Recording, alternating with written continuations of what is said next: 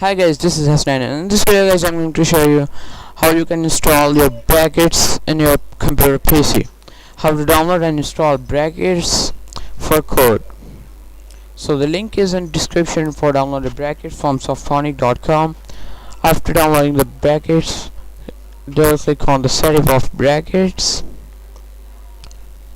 Choose the place where you want to install the brackets. I want to install the brackets in my C drive program files.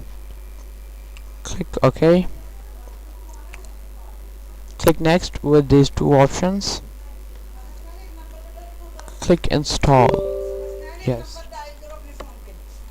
The brackets is successfully installed in your computer PC. So go click finish and enjoy using brackets. So this is a brackets index.html. So I hope guys you are enjoying this video, and never forget to subscribe my channel.